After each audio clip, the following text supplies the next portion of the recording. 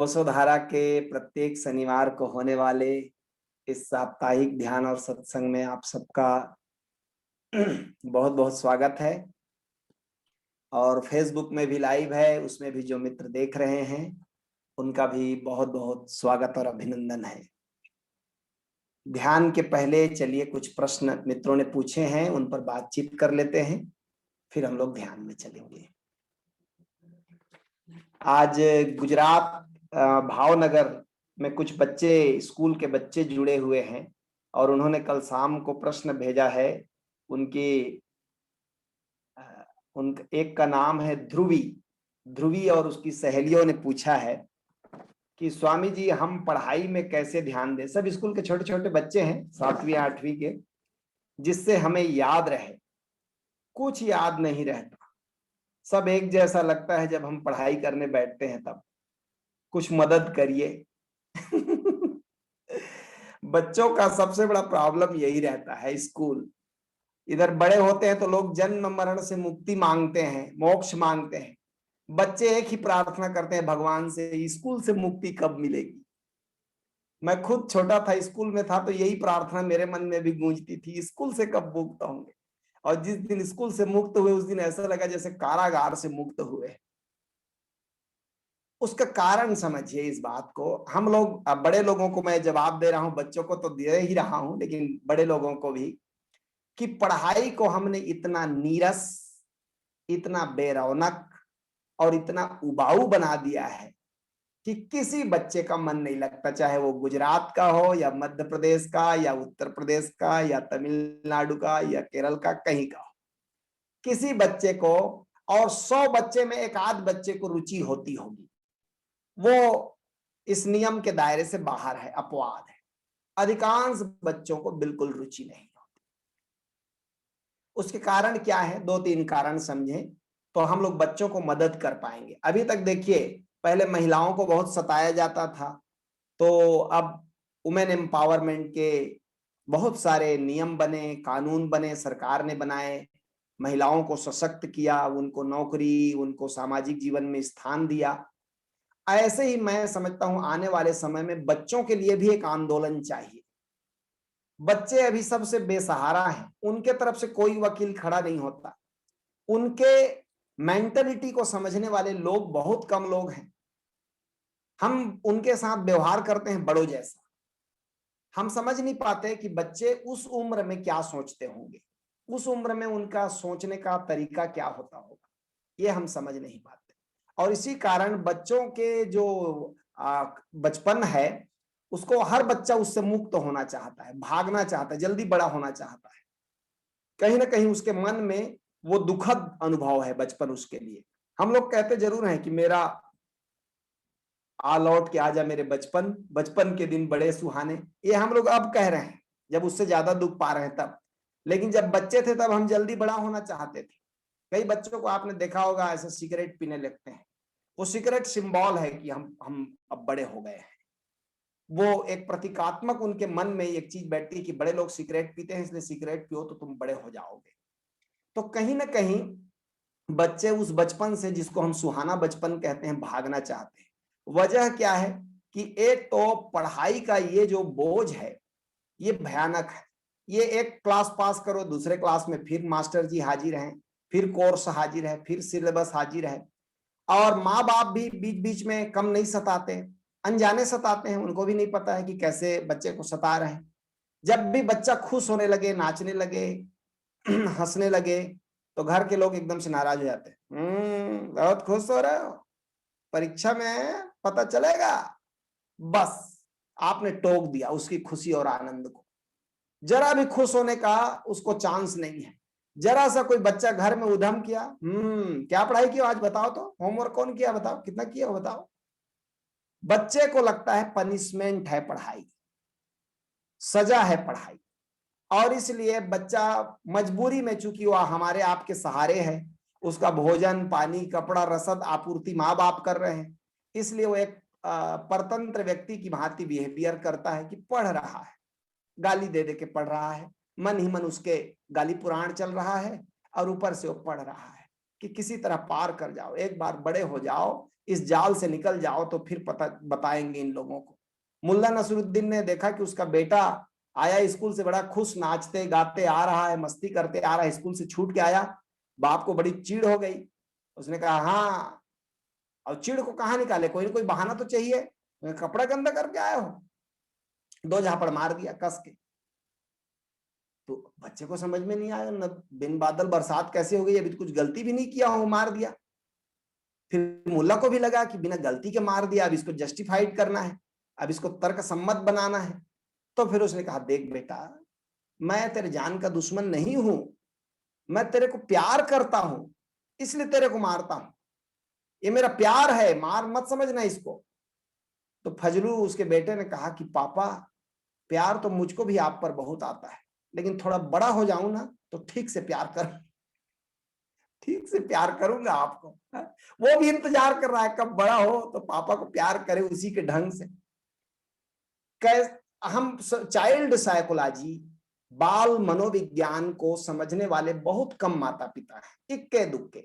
अधिकांश लोग बच्चे की मेंटालिटी को नहीं समझते और इसलिए स्कूल की पढ़ाई भी ऊब बन गई।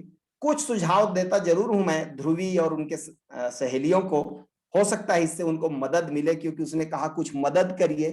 तो मैं भी थोड़ा नरेंद्र मोदी टाइप आदमी हूं, जैसे वो वैक्सीन से दुनिया की मदद करते हैं, ऐसी मैं ना कुछ मदद कर ही देता हूं। तो एक तो यह है कि पढ़ाई को खेल बनाओ, उसको तुम बच्चे कर सकते हैं, उसको खेल की तरह रूपांतरित करो। याद करने का कोई कोई नया नया स्टाइल सीखो, कोई चीज परीक्षा में, अच्छा परीक्षा में तक ही याद रखना रहता है, उसके बाद वो जिंदगी में कभी काम नहीं आता, इसलिए उसको सीरियस लेने की जरूरत नहीं है। किसी न किसी टेक्निक बना करके, जैसे हम लोग क्या करते थे, पॉइंट पॉइंट को रट लेते थे, एलोबरेट अपने ढंग से करते थे। पॉइंट के भी पहले अक्षर अक्षर को जोड़ के एक चौपाई बना लेते थे, एक सेंटेंस बना लेते थे, उसको याद रखते थे कि पहला शब्द ये है तो इसमें ये लिखना है, दूसरे पॉइंट का दूसरा शब्द ये है तो ये लिखना है। ऐसे कुछ कुछ टेक्निक बना लेना चाहिए, यानी उसको भी खेल बनाओ, तभी तुम उसको मजा ले पाओगे और उसमें थोड़ा सा पढ़ाई में इंटरेस्ट पैदा होगा। दूसरा जो मैं कहता हूं कि अब ये बड़े लोगों के लिए भी कह रहा हूं, बच्चों के लिए, कि यदि बच्चा 6वीं पढ़ रहा है, 6वीं क्लास से ऊपर में है, 5वीं से ऊपर यानी 6वीं क्लास से शुरू कर सकते हैं, हर बच्चे को ध्यान सिखाया जाना चाहिए, उसकी मेमोरी बड़ी शार्प होगी। यद्यपि ध्यान का ये बाई प्रोडक्ट है, केवल मेमोरी बढ़ाने के लिए ध्यान नहीं करना चाहिए, लेकिन ध्यान के बहुत सारे एडवांटेज हैं। उसमें यह कि है कि अपने आप मेमोरी बढ़ता है, अपने आप मेमोरी स्ट्रांग रहता है।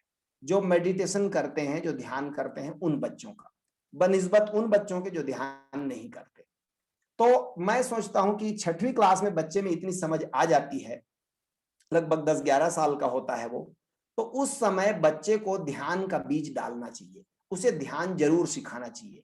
अच्छे दिन आएंगे जब हम 6वीं क्लास से, हमारे सदगुरु ने तो बिल्कुल 6वीं क्लास से 12वीं क्लास तक कौन कौन सा प्रोग्राम कराया जाना चाहिए ध्यान का, ये बिल्कुल सिलेबस बनाया हुआ है। और अपने स्कूल जो बिहार में एक हमारा स्कूल है कर्मा धाम में, गुरु जी के जन्म स्थान में, वहां उसको फॉलो भी कर रहे हैं। तो अभी तो 6वीं क्लास वहां शुरू नहीं हुआ, लेकिन निश्चित ही फॉलो करने का वहां सिलेबस में है कि 6वीं क्लास में बच्चे को ध्यान समाधि कराना चाहिए, 7वीं क्लास में बच्चे को सुरति समाधि कराना चाहिए, 8वीं क्लास में उसको निरति समाधि कराना चाहिए। ऐसे करते करते 12वीं पढ़ते पढ़ते बच्चा अद्वैत समाधि तक कर सकता है। और यदि अद्वैत समाधि करके 12वीं पास किया है बच्चा, तो वो कभी डिप्रेशन में नहीं जाएगा, वो कभी उदास नहीं होगा, पढ़ाई उसके लिए खेल होगा और उसमें नई नई प्रतिभा का उदय होगा। नवोन्मेष शालिनी प्रतिभा बोलते हैं उसको, उसका उदय होगा। लेकिन अभी स्कूलों ने इन सब सिलेबस को समझते नहीं, वो समझते हैं ये सब बात की चीजें हैं, बच्चा कितना रट के कितना नंबर पाले, नंबर को क्या करिएगा, नंबर कोई काम नहीं आएगा। असली चीज है बच्चे की प्रतिभा। दूसरा, बच्चों को चाहिए कि उनके बच्चे के जो माता पिता हैं उनको चाहिए एक ना एक जो मनोवैज्ञानिक होते हैं उनका सहारा जरूर लेना चाहिए बच्चे के मनोविज्ञान को समझने के लिए, कि बच्चे ने कौन सी प्रतिभा लेकर इस दुनिया में आया है, वो क्या हो सकता है, कौन सी उसमें इनबिल्ट प्रोग्रामिंग दिखाई पड़ने लगी है। अब मान लीजिए सचिन तेंदुलकर को हम क्रिकेट छोड़ा दें और उसको कहें आईएएस की तैयारी करो, वो जिंदगी में नहीं बन पाएगा, वो परीक्षा पास करना उसके लिए मुश्किल हो जाएगा, लेकिन क्रिकेट में उसका कोई जवाब नहीं। ठीक ऐसे ही अबुल कलाम को हम क्रिकेट खिला दें, मान लीजिए हमारे भूतपूर्व राष्ट्रपति थे एपीजे अब्दुल कलाम, उनको हम क्रिकेट खिला दें, वो एकदम थर्ड क्लास खिलाड़ी होंगे। वैज्ञानिक के रूप में उनका कोई जवाब नहीं है, अद्भुत वैज्ञानिक है। हम लता मंगेशकर को गायकी छोड़ा के हम कहें कि तुम किसी स्कूल में टीचर हो जाओ, प्रोफेसर हो जाओ, वो बिल्कुल अच्छी प्रोफेसर नहीं हो सकती, लेकिन उसका कंठ इतना मधुर है कि सारी दुनिया को खुश कर सकती है उसके गीत से। हर बच्चा इन बिल्ट अपने भीतर कोई ना कोई प्रतिभा लेकर आया है। हम क्या समझते हैं, बच्चे को किसी के जैसा बनाना चाहते हैं। स्कूल में टीचर भी यही कोशिश करते हैं, माता पिता भी यही कोशिश करते हैं, वो कहते हैं स्वामी विवेकानंद बनो या तो तेंदुलकर बनो या फलान बनो ढिकान बनो, किसी के जैसा बनो। अब वो बच्चा जन्मजात कोई चीज लेकर आया है, वो मर जाएगा उसका, और वो हमेशा दूसरे जैसा होने की कोशिश में सेकेंडरी रहेगा, वो कभी भी प्रतिभाशाली नहीं हो सकता। तो मैं ये सोचता हूं कि बच्चे को ना उसके मनोविज्ञान को समझने के लिए, उसकी प्रतिभा को समझने के लिए साइकोलॉजी के जो एक्सपर्ट होते हैं उनका जरूर सहारा लेना चाहिए, उनकी मदद लेनी चाहिए कि वो क्या सोचता है। वो कुछ बच्चों का ऑब्जर्व करते हैं, देखते हैं। अब ब्रिटेन के स्कूलों में तो वो जरूर इसकी मदद लेते हैं। हर स्कूल में एक साइकोलॉजी का जो ज्ञाता पुरुष है, व्याख्याता है, वो जरूर रहता है। वो बच्चों को वॉच करता है, वो क्लास नहीं लेगा, वो हर बच्चे के मूवमेंट को वॉच कर रहा है कि बच्चा क्या कर रहा है, किस दिशा में जाने पर इसकी प्रगति हो सकती है। और 100 में 80% वो राइट होता है। उस फील्ड में यदि बच्चे को भेजा जाए तो बच्चा तहलका मचा देगा उसकी प्रतिभा। लेकिन यदि आपने उसको किसी के जैसा बनाने की कोशिश की, जैसे कि अब मैं कभी कभी, अभी पर्सनल बातें कहनी नहीं चाहिए, लेकिन हमने गांव में देखा किसी के 4 बच्चे हैं, अब बाप को फितूर सवार हो गया है कि बच्चे को साइंस पढ़ाना है, तो बच्चे मरे जा रहे हैं, लेकिन बाप उनके सिर पर सवार है कि नहीं डॉक्टर बनाना है, डॉक्टर बनाना है, क्योंकि फलानुआ का लड़का डॉक्टर बन गया है तो तुमको भी डॉक्टर बनना है। अब वो बच्चे नॉर्मल शिक्षा लेते तो कहीं प्रिंसिपल हो सकते थे, कहीं मास्टर हो सकते थे, कहीं टीचर हो सकते थे, कहीं इंजीनियर हो सकते थे, कहीं पेंटर, कहीं मूर्तिकार, कहीं गायक, कुछ भी हो सकते थे। लेकिन उनका बाप उनके सिर पर खड़ा है, पैसा ही नहीं दूंगा यदि तुम डॉक्टर नहीं बने तो, पढ़ने के लिए पैसे नहीं। अरे दुनिया छोड़ दीजिए, खुद ओशो के पिताजी ओशो पर नाराज थे, बोले डॉक्टरी करो। ओशो ने कहा मैं नहीं करूंगा, मैं तो दर्शन शास्त्र और मनोविज्ञान और ये सब सब्जेक्ट लूंगा, लिटरेचर लूंगा। ओशो ने दर्शन शास्त्र और मनोविज्ञान ले रखा था। उनके पिताजी नाराज हो गए, बोले मैं पैसा नहीं दूंगा पढ़ाई का। ओशो भी महाजिद्दी, उन्होंने कहा एक पैसा नहीं लूंगा। और ओशो उस समय जबलपुर में 60 रुपए की नौकरी करते थे, नवभारत अखबार में पत्रकार के रूप में, उप संपादक के रूप में नौकरी करते थे और उसी से अपनी पढ़ाई करते थे। बाद में उनके पिताजी को रियलाइज हुआ कि मैंने गलत किया अपने बच्चे के साथ, मेरा लड़का अलग है, यूनिक है, प्रतिभाशाली है, तो पैसा देने लगे, अपनी बहन के हाथों भेजवाने लगे या किसी के हाथ है। वो नहीं लेते थे, वो बोलते थे नहीं, मैंने नहीं कह दिया मतलब नहीं लूंगा, मैं अपने मन से ही पढ़ूंगा। अब सोचो ओशो डॉक्टर हो गए होते तो हम लोगों का कितना नुकसान होता। वो तो अच्छा था कि दर्शन शास्त्र लिया उन्होंने, मनोविज्ञान लिया। यदि वो डॉक्टर होते तो हमारा क्या होता, इस संसार को कितनी बड़ी प्रतिभा से वंचित होना पड़ता। यही हर बच्चे के साथ है। हर बच्चे को चाहिए कि उसकी प्रतिभा की पहचान हो। वो खेल के फील्ड में जाएगा, आर्ट कला के फील्ड में जाएगा, या वाणिज्य के फील्ड में जाएगा, या साइंस के फील्ड में जाएगा। यदि हम पहचान करा ले 8वीं से 12वीं के बीच में, 8वीं से 10वीं के बीच में, तो बच्चे उस फील्ड को चुने और उसमें सहज रहेगा, उसमें बड़ा आसान रहेगा उसको पढ़ना। तो ध्रुवी और उसकी सहेलियों को कहूंगा कि अभी से अपने मम्मी पापा को बोलना कि जरा पहचान कर दो कि मैं कौन सी प्रतिभा लेकर आई हूं। ठीक है।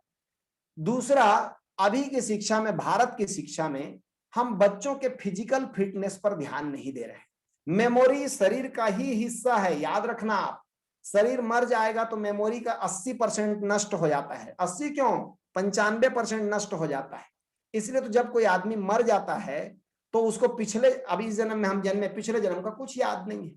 कारण 95% मेमोरी शारीरिक था, वो नष्ट हो गया, जल गया, वो कब्र में सड़ गया तो चला गया। वो जो 5% एक संस्कार का लेयर रह जाता है, वही इस जन्म में फिर फूटता है। लेकिन वो 5% हमें याद भी नहीं दिलाता कि पिछले जन्म में आप कहाँ जन्मे थे, कौन थे, क्या नाम था, क्या पढ़ाई किए थे, कुछ पता नहीं।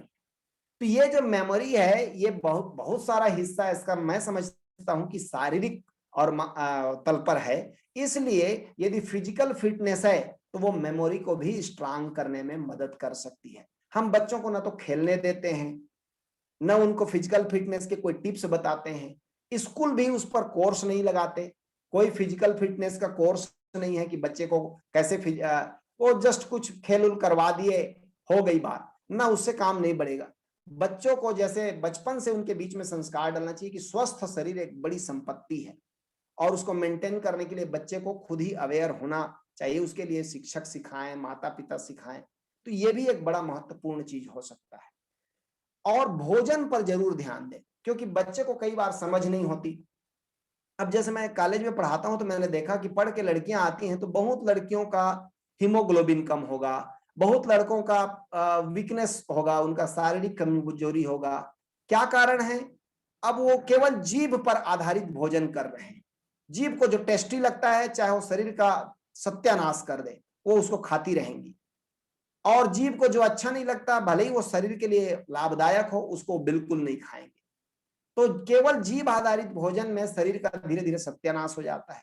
थोड़ा ये भी जानना चाहिए कि क्या क्या जरूरी चीज है शरीर के लिए, वो भोजन पर्याप्त बच्चे को मिलना चाहिए। ये अच्छा है कि भारत सरकार और दूसरी सरकारी एजेंसियां और प्राइवेट एजेंसियां अब इस पर ध्यान देने लगी हैं कि बच्चों को उनके भोजन स्कूल में ही उपलब्ध कराया जाए और पौष्टिक भोजन दिया जाए। लेकिन अभी भी बड़े पैमाने पर ये लागू नहीं है। लेकिन मैं सोचता हूं कि भोजन एक बड़ा फैक्टर है शरीर को संतुलित करने में, और इन शरीर से जुड़ी हुई मेमोरी है, इसलिए उसको भी प्रभावित करती है। और मैं ये कहता हूं लास्ट में एक ध्रुवी को कि सम्यक अध्ययन करें, बैलेंस्ड पढ़ें। कई लोग क्या करते हैं, अतिवादी होते हैं, एक्सट्रीमिस्ट होते हैं, पढ़ रहे हैं पढ़ रहे हैं पढ़ रहे हैं, न खेलेंगे न खाएंगे, परसेंट लाना है। एक अहंकार ने पकड़ लिया है कि उनको क्लास में टॉप करना है। नहीं नहीं, क्लास बहुत छोटी चीज है, पूरी दुनिया कंपटीशन के लिए पड़ी है। आप बैलेंस्ड करो, जितना देर पढ़ाई में, उतने ही देर आपको खेल में भी समय देना चाहिए, उतने ही सम्यक नींद चाहिए। यदि डीप स्लीपिंग बच्चे को नहीं आ रही है तो उसका मेमोरी लॉस जल्दी जल्दी होगा, भूल जाएगा तुरंत तुरंत। इसीलिए ध्यानी व्यक्ति का मेमोरी क्यों बढ़ जाता है मालूम है?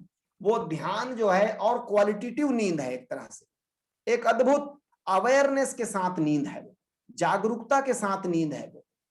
और इसलिए वहां जो मेमोरी के सेल्स हैं वो डिस्ट्रॉय जल्दी नहीं होते ध्यानी बच्चों के। इसलिए यदि आप ध्यान करते हैं और सम्यक नींद लेते हैं तो आपकी मेमोरी स्ट्रांग रहेगी। बट अभी क्या हुआ इस दुनिया में आने वाले अभी मैंने देखा है इस बीच में नींद को बड़े कंडेम्ड कर दिया, हम लोगों ने निंदित कर दिया कि सो रहा है घर में, मान लीजिए बच्चे सो रहे हैं तो घर में कोई बड़ा बूढ़ा है तो वो नाराज हो जाता है, जागो क्यों इतने देर तक सो रहे हो।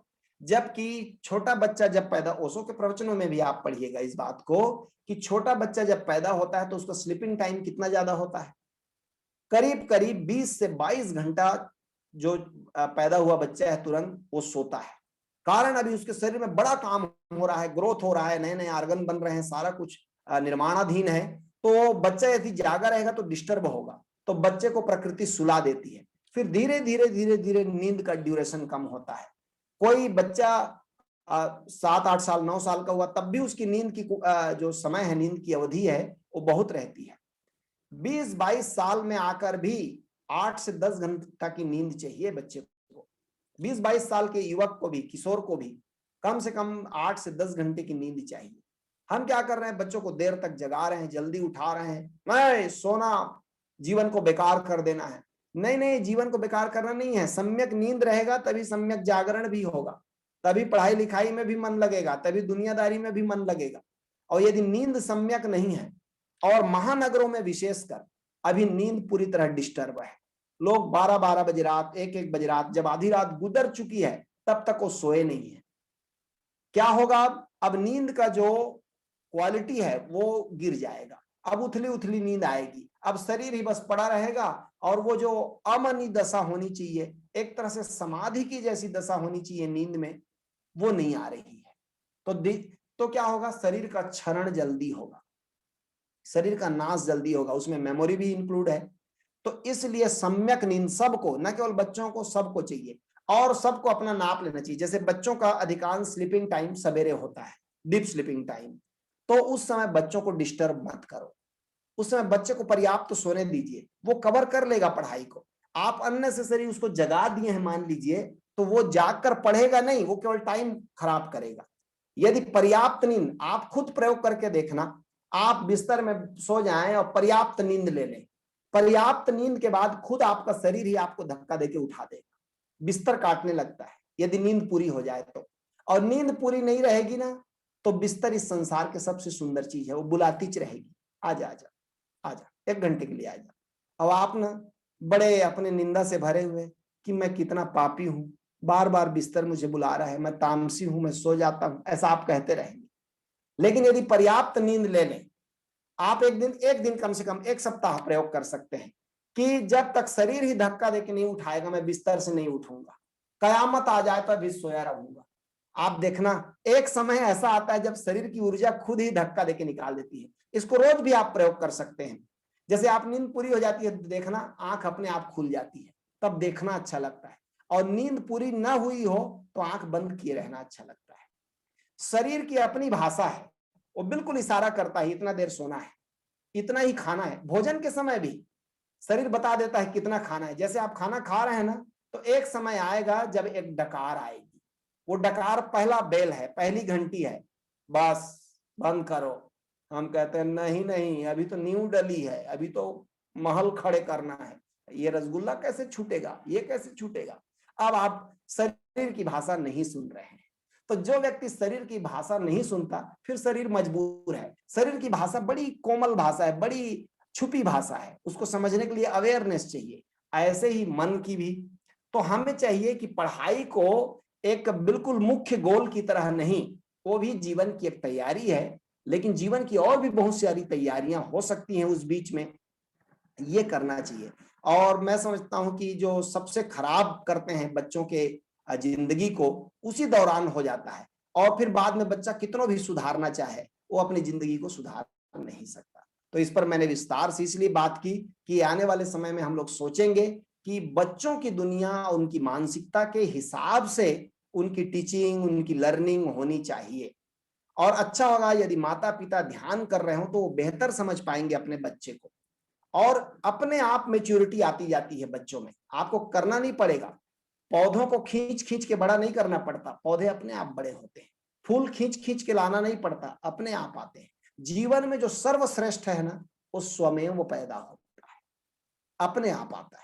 इस बात को थोड़ा ख्याल रखेंगे तो पढ़ाई रुचिकर होगी, और नहीं तो आपने पूछा ध्रुवी ने कि ऐसा लगता है जैसे सब एक जैसे हैं, सब गडमड हो जाता है। वही सभी बच्चों का हाल है। आप किसी भी बच्चे का इंटरव्यू लेकर देखिए, बड़ा सिंपैथी के साथ, प्रेम के साथ, सब बच्चे पढ़ाई से भाग रहे हैं। स्कूल से जब छुट्टी की घंटी बजती है तो बच्चे ऐसे भागते हैं जैसे जेल से छूटे कैदी। आप सोच सकते हैं उनकी मानसिकता क्या है स्कूल के प्रति। अब इसको हम सोचते नहीं, हम सोचते हैं कि नहीं नहीं बच्चे हैं ऐसी करते हैं, सब हमने भी किया। आपने करके अपनी प्रतिभा का नाश कर दिया है, बच्चे भी अब उनकी प्रतिभा का नाश होगा। अच्छा होगा कि हर बच्चा परमात्मा के राज्य से आता है, उसकी प्रतिभा को पहचाना जाए और उसको खाद पानी दिया जाए, सपोर्ट किया जाए। और कुछ नहीं बनेगा तब भी कुछ नुकसान नहीं है, कुछ बनना ही जरूरी नहीं है। एक मनुष्य का जीवन मिला है, ये अपने आप में सेलिब्रेट करने के लिए मिला है।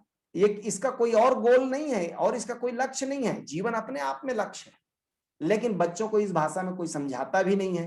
धीरे धीरे स्कूलों को चाहिए कि ऐसे टीचर रखेंगे हमारे टाइप के काउंसलर, जो आध्यात्मिक मनोवैज्ञानिक काउंसलिंग कर सके बच्चों का, उस हिसाब से उनको सजेशन दे सके। तो थैंक यू ध्रुवी।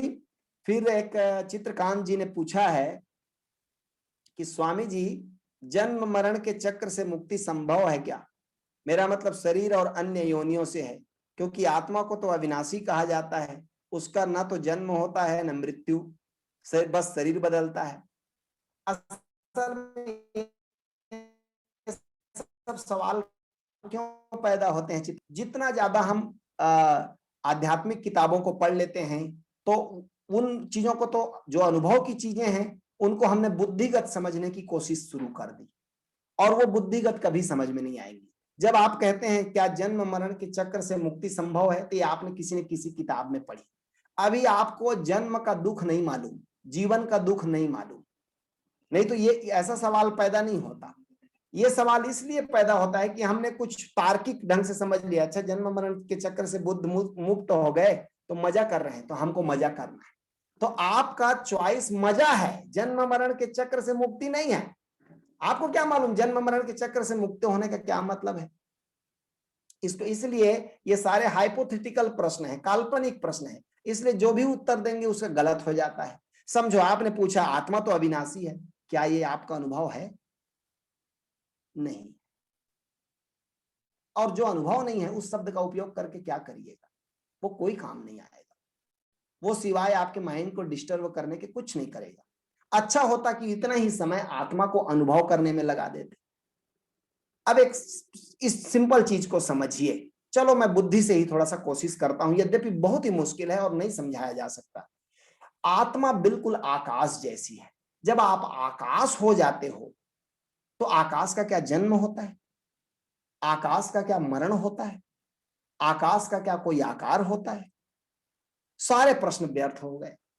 अब ये जो प्रश्न है इसीलिए पैदा होता है, ऐसे ही एक घनश्याम ने भी प्रश्न पूछा है, स्वामी जी संबोधि को उपलब्ध व्यक्ति वर्तमान में जीता है तो भविष्य की योजना कैसे बनाता हो?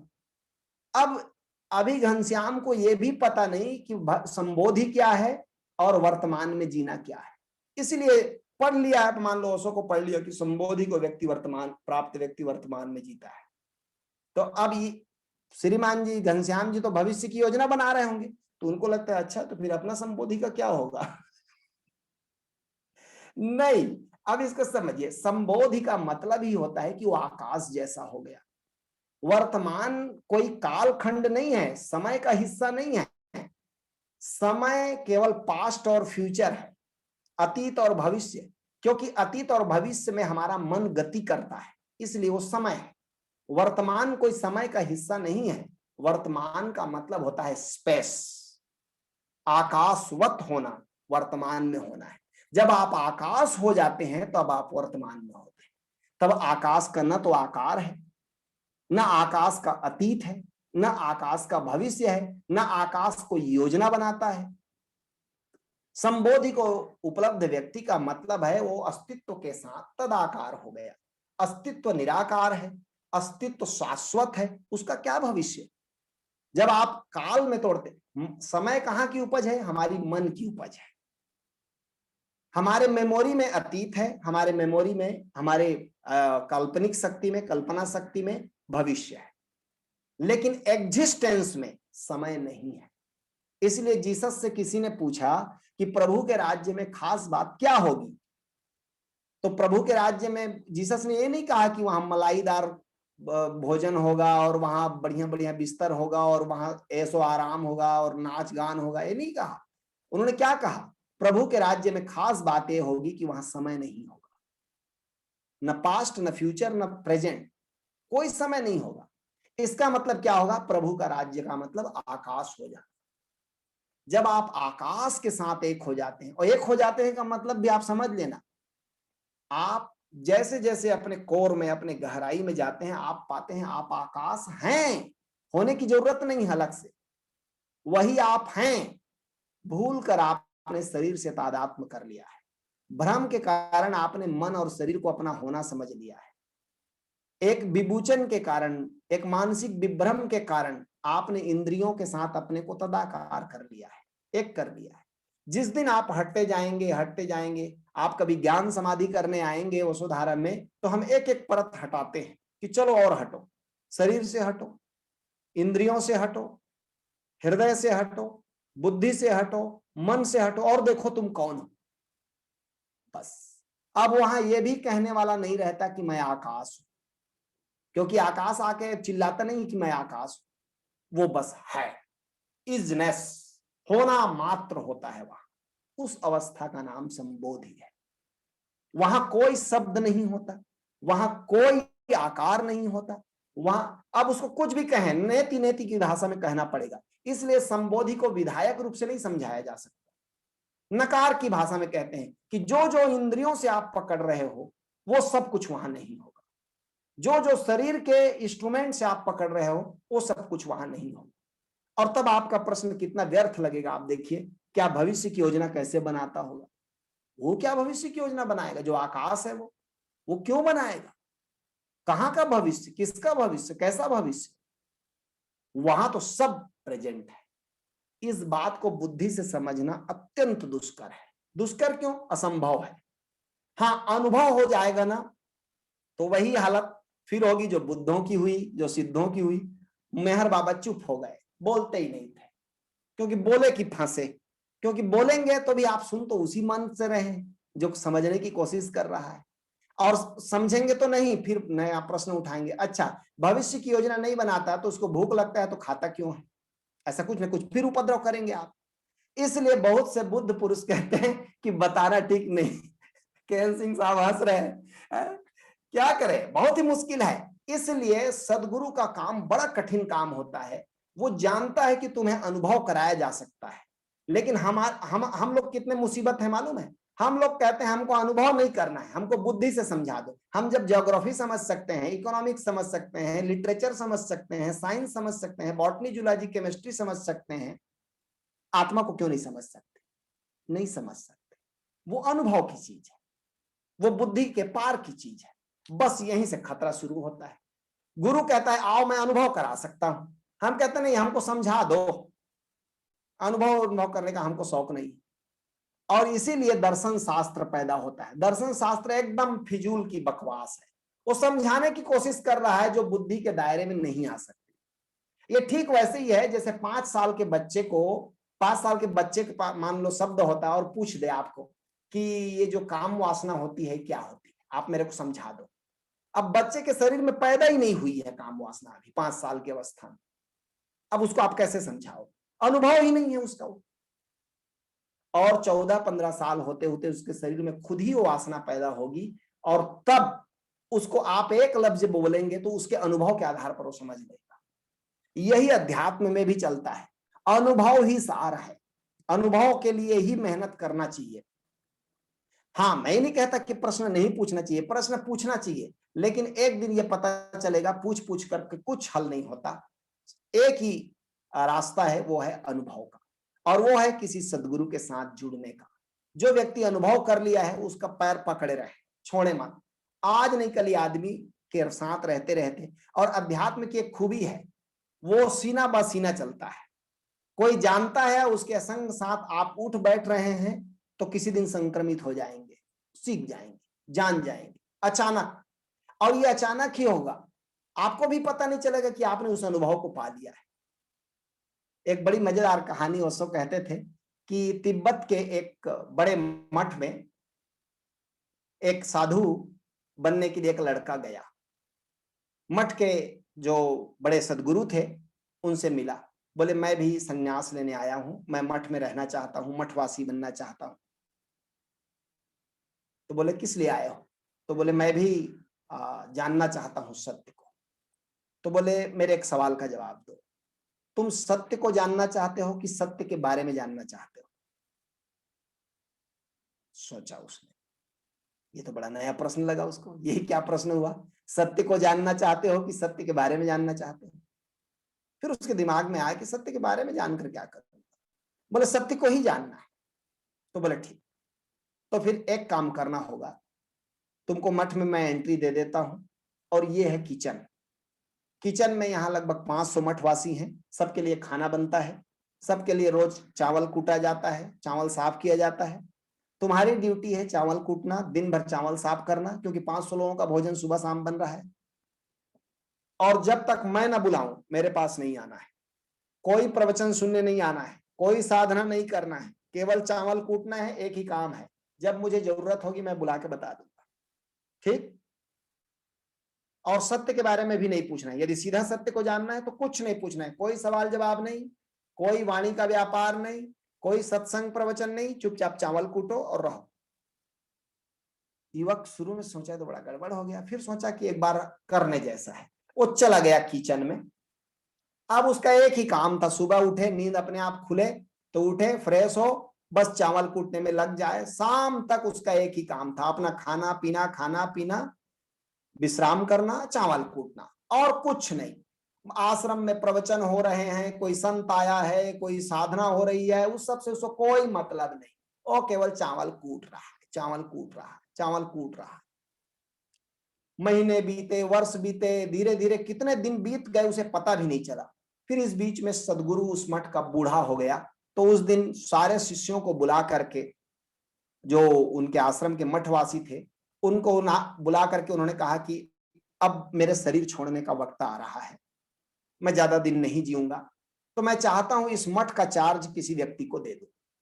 लेकिन मैं उसी व्यक्ति के हाथों में इस मठ का चार्ज देना चाहता हूं जो ज्ञानी व्यक्ति हो, जिसने बुद्धत्व को उपलब्ध कर लिया। तो उसके लिए मैं एक टेस्ट लूंगा, और टेस्ट ये होगा कि मेरे सवाल का जवाब मेरे घर के, मेरे कमरे के दरवाजे पर लिख देना है रात में। सुबह उठकर मैं देखूंगा, यदि वो सेंटेंस सही पाया गया तो मैं उसको चार्ज दे दूंगा। एक से एक ज्ञानी थे उस मठ में, एक से एक तर्कशास्त्री थे, एक से एक पढ़ाके लोग थे, एक से एक विद्वान लोग थे। एक उनमें से बड़ा इंटेलिजेंट था। सब लोग सोचते थे कि ये व्यक्ति सदगुरु के बाद यही व्यक्ति गुरु बनेगा निश्चित, क्योंकि इतना समझाने का उसका तरीका बिल्कुल ऐसा था कि बिल्कुल वो एलिजिबल था। जो जो कई बार तो सदगुरु को भी ओवरलैप करता था, सदगुरु जो ना बता पाए वो बता देता था। तो लोग तो सोचते थे कि बस सदगुरु गया और ये गद्दी संभालेगा। उसको भी सब लोगों ने ये सजेशन देना शुरू कर दिया था, तो उसको भी धीरे धीरे भीतर में कामना पैदा हो गई थी कि हाँ, मठ तो मेरा ही है, संभालना मुझी को है। तो भी सदगुरुओं जैसा व्यवहार करने लग गया था। फिर जब ये बात हुई तो उसने कहा कि ठीक, लेकिन वो भी डरा कि पता नहीं गुरु रिजेक्ट वगैरह कर दे, तो क्योंकि सनकी टाइप का लगता है गुरु भी उसको। तो उसने रात के अंधेरे में जाकर, कोई ना देखे तब, उसने एक सेंटेंस लिखा। बोले यदि पास हो गया तो बता दूंगा कि मैं लिखा हूं, फेल हो गया तो किसी को पता भी मत चले कि बेइज्जती होगी। तो उसने जाकर लिखा, मन एक दर्पण है, दर्पण पर धूल जम जाती है, धूल साफ कर दें, मन निर्मल हो गया तो सत्य प्रकाशित हो जाता है, यही ज्ञान है। लोगों ने जाकर पढ़ा, उन्होंने कहा अल्टीमेट लिख दिया, अल्टीमेट अद्भुत चीज लिख दिया कि मन एक दर्पण है, दर्पण पर धूल जम गई, कामनाओं, इच्छाओं, वासनाओं की धूल साफ, मन निर्मल, सत्य प्रकाशित हो गया। गुरु सुबह निकला, पढ़ा, बोले किस हरामखोर ने लिखा है, ये बेवकूफ ने लिखा है, इतना रद्दी सेंटेंस मैंने जीवन में आज तक नहीं पढ़ा। उसके तो हाथ पैर फूल गए, बोले मारे गए, ये गुरु सनकी है क्या? उसने किसी को नहीं बताया। पूरे आश्रम में चहमे गोइयां होने लगी, बातचीत होने लगी, लोग गुरु को भी कहने लगे कि बूढ़ा सनक गया, इतना बढ़िया सेंटेंस लिखा है। बिल्कुल यही तो जीवन भर ये आदमी समझाता रहा कि मन एक दर्पण है, कामनाओं, इच्छाओं, वासनाओं की धूल जम गई, साफ हो गया, मन निर्मल। कहते हैं ना, कबीर ने भी लिखा है कि मन ऐसा निर्मल भया जैसे गंगा नीर, पाछे पाछे हरि फिरे, कहत कबीर कबीर। ये तो अल्टीमेट बात हो गई। अब इससे बढ़िया सेंटेंस क्या हो सकता है? पूरे आश्रम में एक ही बात की चर्चा थी कि गुरु सनक गया है, सठिया गया है, और वो शिष्य ही ठीक लिखा है, लेकिन वो मान नहीं रहा है। और गुरु गाली भी दे रहा है, कह रहा है किस बेवकूफ ने लिखा है, मेरे सारा मठ के जो ज्ञान मैंने दिया उसका सत्यानाश कर दिया, सारे शिष्यों को दिग्भ्रमित कर दिया, ऐसा कह रहा है। अब ये बात, किचन में जा रहे तो खाना खाने का टाइम था दोपहर का, तो दो साधक जा रहे थे किचन में और इसी पर बातचीत हो रही थी कि गुरु सठिया गया है, ये कोई बात है, अल्टीमेट सेंटेंस लिख दिया गया है। तो वो चावल कूटने वाले ने भी सुना, बोले क्या हो रहा है, बहुत चर्चा सुनता हूं आश्रम में, क्या हो रहा है? अरे बोले तुमको क्या मतलब जी, तुम चावल कूटो? कहा नहीं, ऐसे ही पूछ रहा था। अरे बोले गुरु ने कहा था कि इस आश्रम का चार्ज नए व्यक्ति को देना है, और एक सेंटेंस लिखने के लिए बोला था, पर जो सेंटेंस लिखा है उसको गुरु मान नहीं रहा है। उसने पूछा क्या लिखा है? तो उन शिष्यों ने ऐसे ही बला टालने के लिए बता दिया कि मन एक दर्पण है और ऐसा ऐसा लिखा हुआ है। तो हंसने लगा बोले सही में मूर्खतापूर्ण सेंटेंस लिखा है किसी ने। हाँ, उन लोगों ने इस चावल कूटने वाले को देखा, बोले साले तू ज्ञानी है, ये सेंटेंस फुहड़ है, ये गलत है। बोले स्पष्ट गलत है, तो ये तो बात ही नहीं है इसमें, तो ज्ञान कहाँ है इसमें? तो उसने कहा जा तू लिख दे। बोले ना मैं नहीं लिख सकता। बोले मैं कितने साल बीत गए यहाँ आए, मुझे पता नहीं, मैं गिनती सिंती लिखना पढ़ना सब भूल चुका, मटिया मेट हो चुका है, अब मैं नहीं लिख सकता। हाँ आप लोग लिखोगे तो मैं बता देता, आज जाके लिख दो। तो उन्होंने कहा क्या लिखना होगा? तो उन्होंने कहा जाओ लिख देना कि न तो कोई दर्पण है और न कोई उस पर धूल धमास जमी है, जो इस बात को जानता है वो ज्ञानी है। जाके इन शिष्यों ने लिख दिया। आधी रात को गुरु उठ के पढ़ा उसको, और गुरु भागते हुए किचन में आया, और किचन में आकर उसने कहा कि ये मेरा लबादा है। तिब्बत में रिवाज है कि वो लबादा उत्तराधिकार के रूप में सदगुरु शिष्य को देता है, अपना कंबल, अपना ओवरकोट। तो उसने ओवरकोट उस शिष्य को पहनाया और उसने कहा सुन अभी आधी रात है, आश्रम से निकल और भाग जा। बोले क्यों? बोले तेरे को जीने नहीं देंगे। ये 500 महापंडित शिष्य जो बैठे हैं, ये कभी मान ही नहीं सकेंगे कि चावल कूटते कूटते एक आदमी ज्ञान को उपलब्ध हो गया और अब सदगुरु बन गया है। तू भाग जा, ये है ज्ञान। वो चावल कूटते कूटते उसने पा लिया, और इधर टप्पा मारने वाले, बड़े बड़े व्याख्यान झाड़ने वाले लोग टप्पा मारते रह गए, कुछ ना मिला। कहां से बरसेगा? सीना बसीना होता है सदगुरु का दान। इसलिए हमारे देश में तो रिवाज था कि सदगुरु के चरण पकड़ो, सारी बुद्धि सारी प्रतिभा ऐसे किनारे रखो। कि कबीर साहब कहते हैं, वो कहा ना कि हमने मसी कागज छुयो नहीं, कलम गयो नहीं हाथ, स्याही कलम को छुआ नहीं। हम बे पढ़े लिखे आदमी, और कबीर से बड़ा संत कौन? कई बार यही क्वालिटी बन जाता है। और ये पढ़ लिख कर समझना, बहुत ज्यादा विभूचन करना, ये कुछ समझ में नहीं आता। तो प्रश्नोत्तर तो बहुत हो गया, प्रश्न सोनिया सिंह का बाकी है, लेकिन समय की अपनी सीमा है, तो सोनिया का प्रश्न अगले सप्ताह लिया जाएगा, एक सप्ताह और वेट करना पड़ेगा। आज हम लोग ध्यान करेंगे, जो कि असली चीज है वही काम आएगा। ये गप सड़ाका तो ठीक है, थोड़ा सा आपका मनोरंजन होता है, अच्छा लगता है, तो फेसबुक के मित्रों को यही विदा, और फिर हम लोग करेंगे ध्यान।